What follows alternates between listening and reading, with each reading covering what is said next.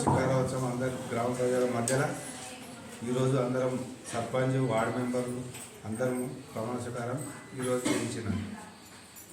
ముఖ్యంగా ఈరోజు ఇంకేం బాడీ మీటింగ్ ఇంకేం అనుకోలేము.